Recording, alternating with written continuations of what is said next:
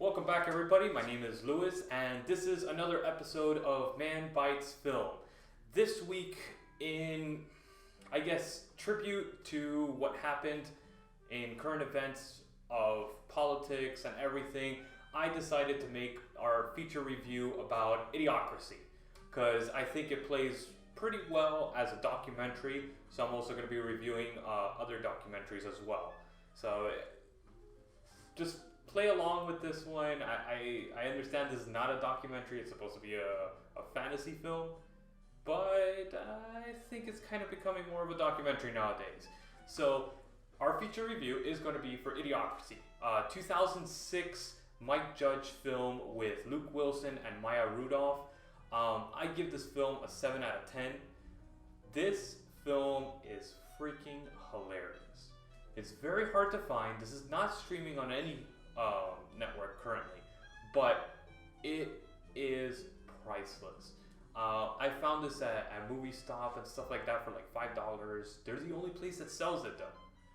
Amazon doesn't sell it, Best Buy doesn't sell it, so it's a very hard find to get. But it is a great film. It basically tackles the idea that Luke Wilson and Maya Rudolph are put into cryogenic sleep, and they're supposed to wake up just a few years later just to see how the results are of that. Basically, they're guinea pigs for this, and they end up waking up in the way future, where all these corporations and all these crazy things happen, and the introduction is priceless. So I want to show you a little bit of the introduction right now, so here you go.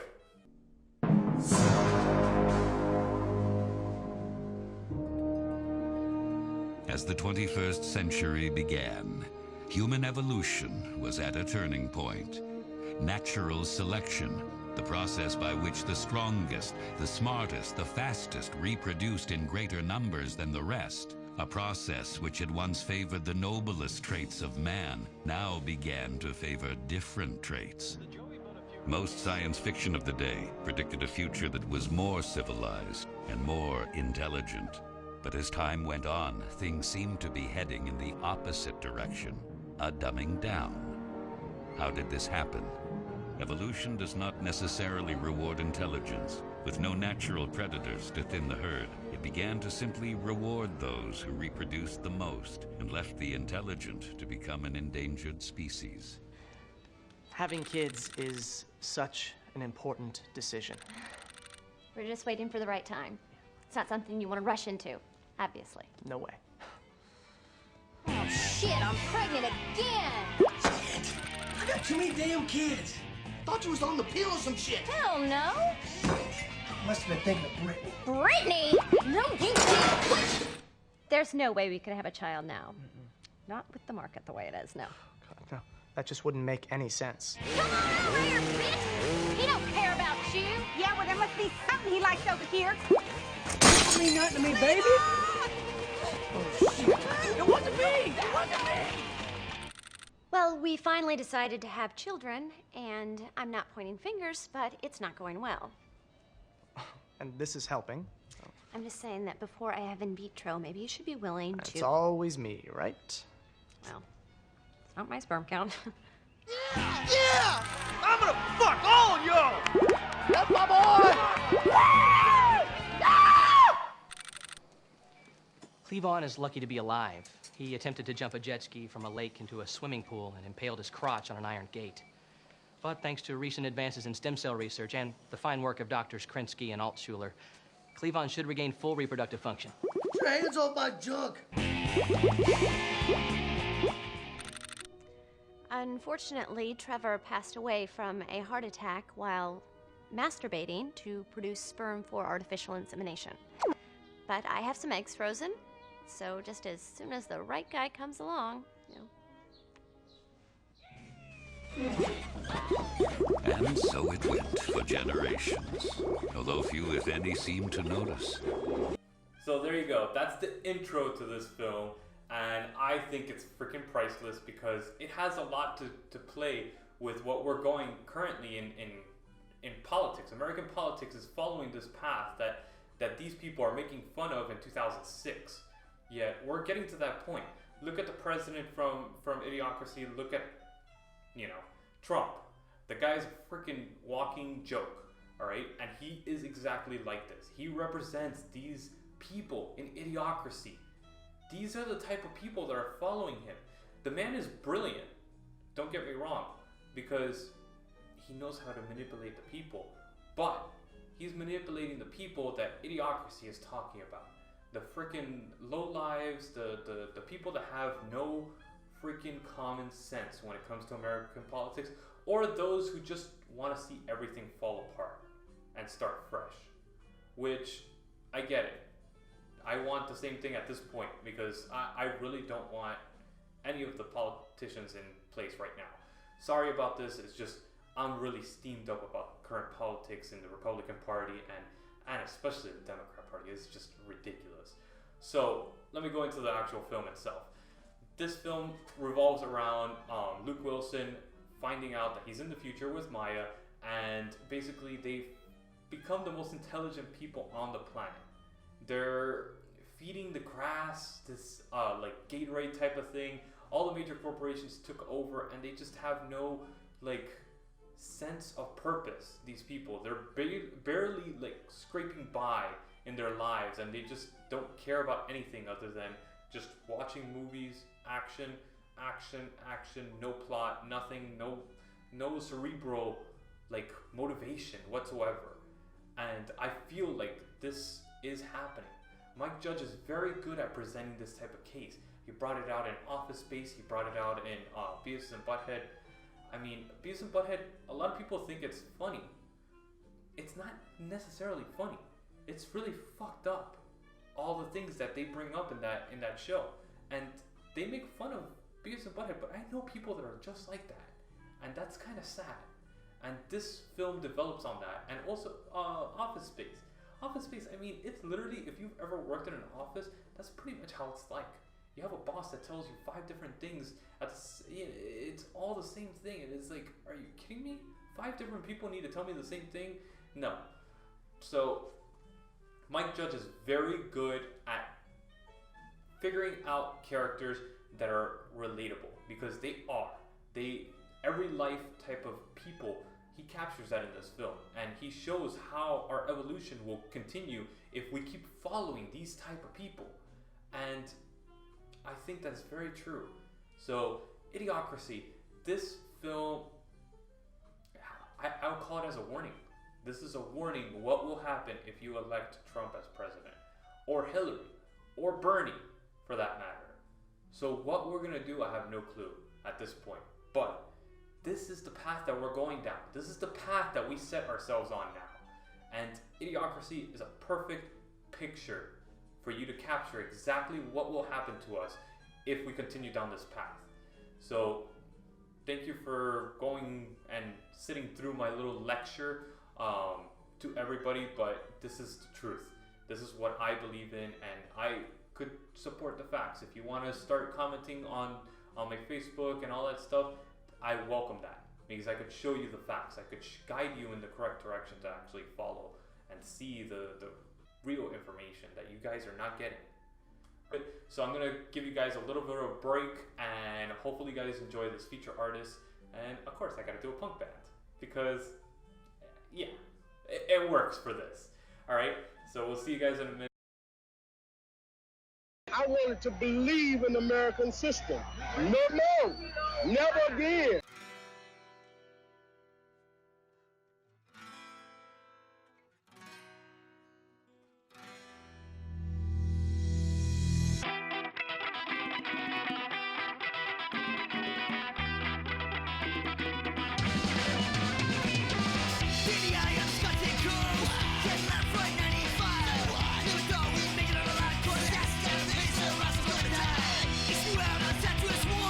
Go down on a cocaine run.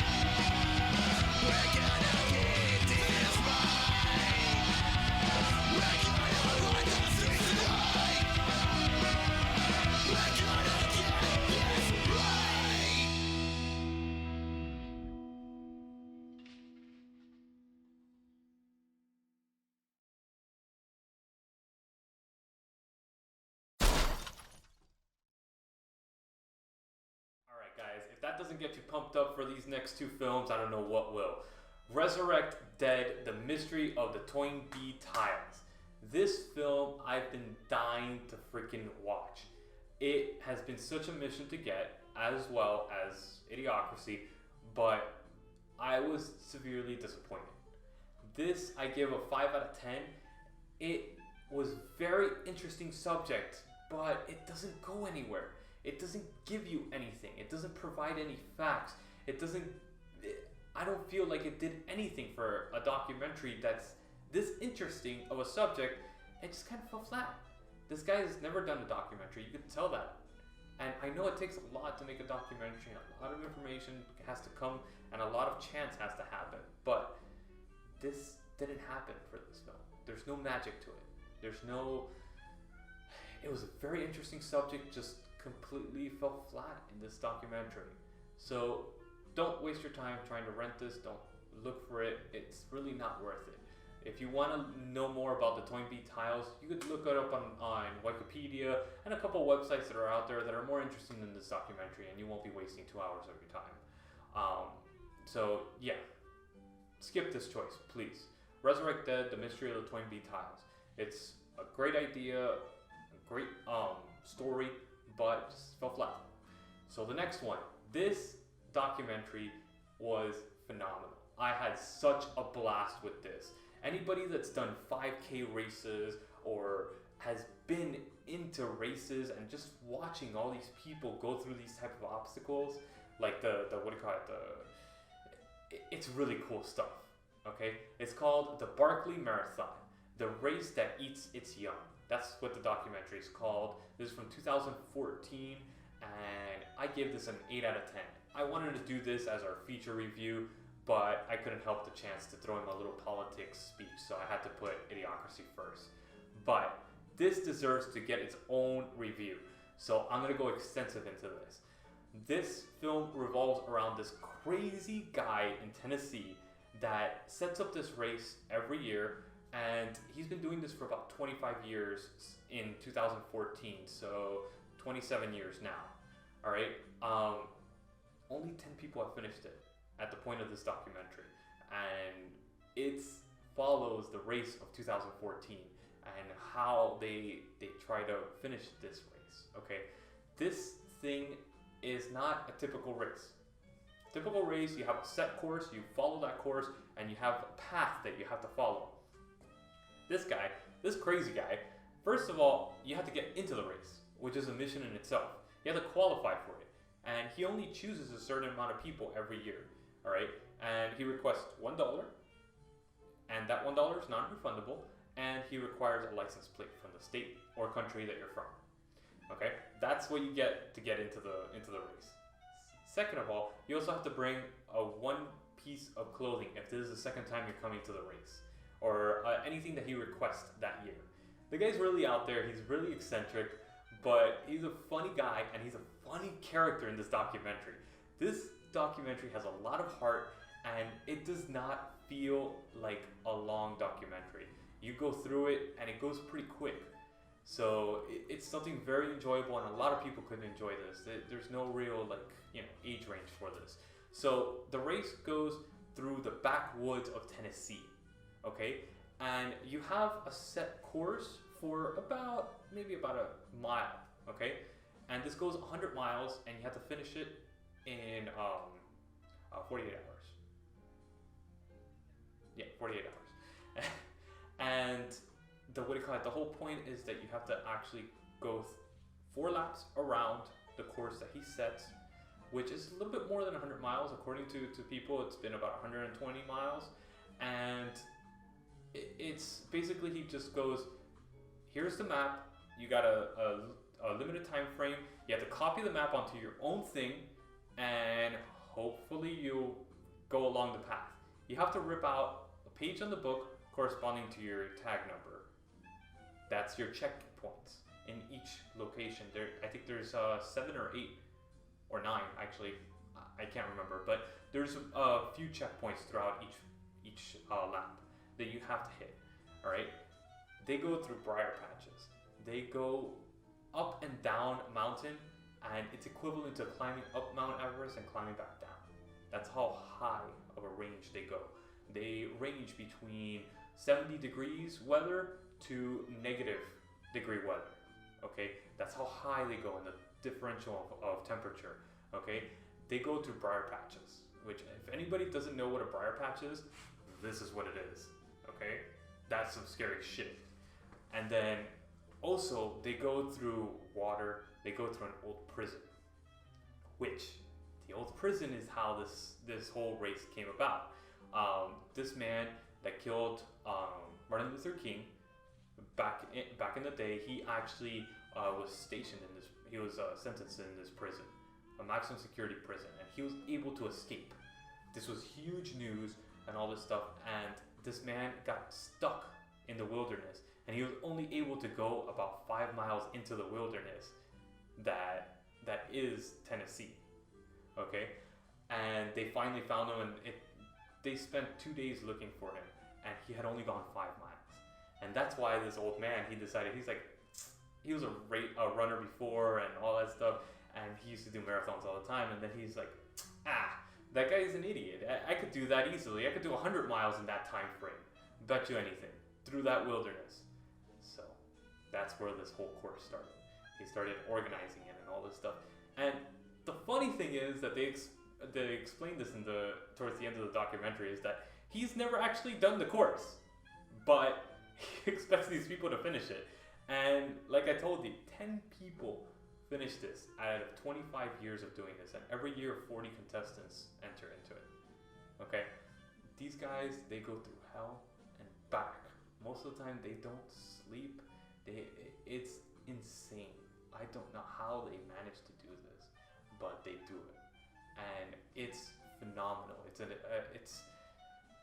This documentary really follows through on how humanity can adapt to situations and how they could put themselves through all this strain for fun, because it's fun watching it. I could only imagine doing it and being able to say, I did this thing.